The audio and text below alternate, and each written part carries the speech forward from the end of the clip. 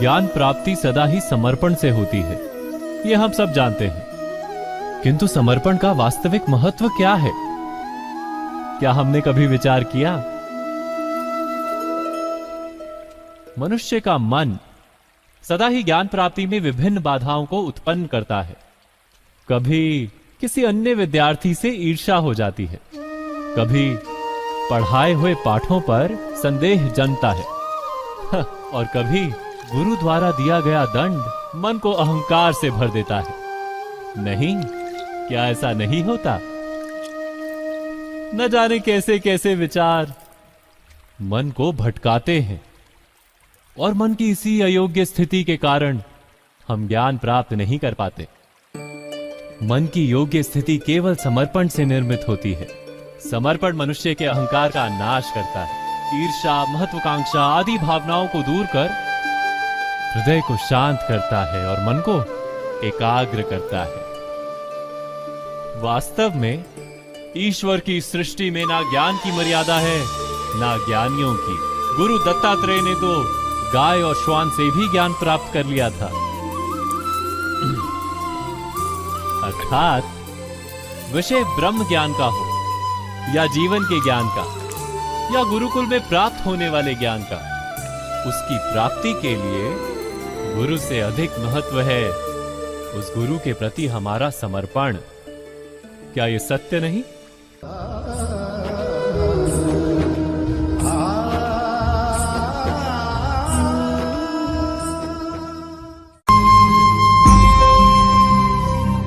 प्रत्येक मनुष्य के जीवन में ऐसा क्षण अवश्य आता है जब सारे स्वप्न, सारी आशाएं, सारे दृश्य ध्वस्त हो जाते हैं। जीवन के सारे आयोजन ही बिखर जाते हैं।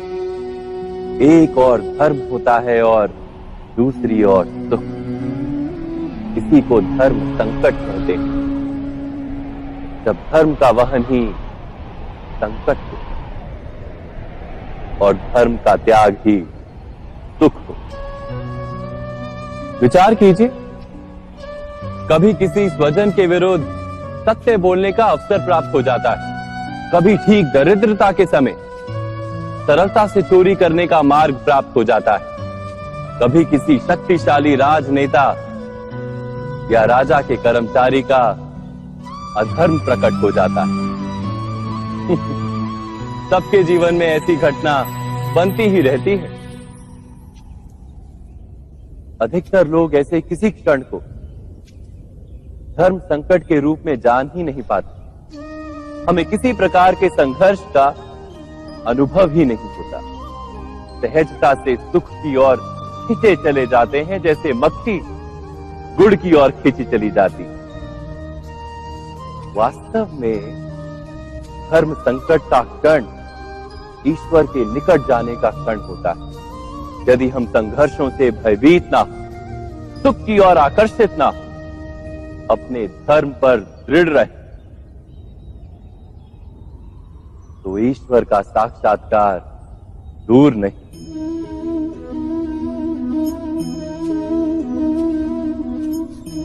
पवन से युद्ध करने वाला पत्ता यदि पेड़ से गिरता है तो भी आकाश की ओर उठता है।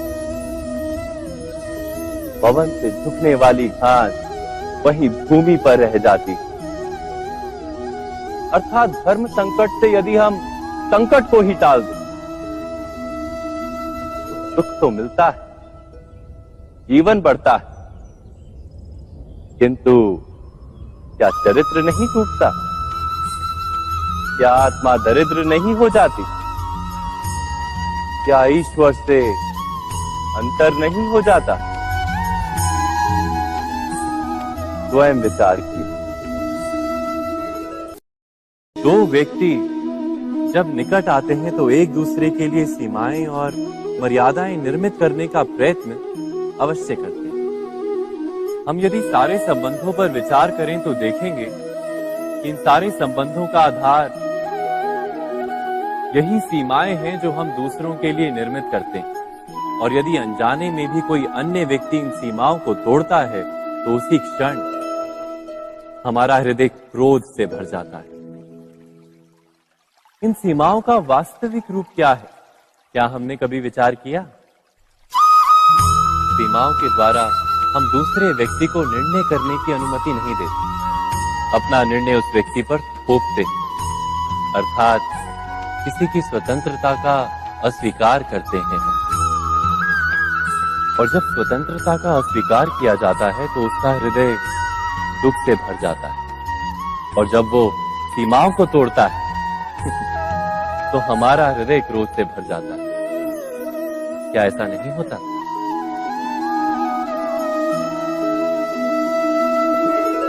पर यदि एक दूसरे की स्वतंत्रता का सम्मान किया जाए तो किसी मर्यादाओं या सीमाओं की आवश्यकता ही नहीं होती। अर्थात जिस प्रकार स्वीकार किसी संबंध का देह है, क्या वैसे ही स्वतंत्रता किसी संबंध की आत्मा नहीं? स्वयं विचार कीजिए।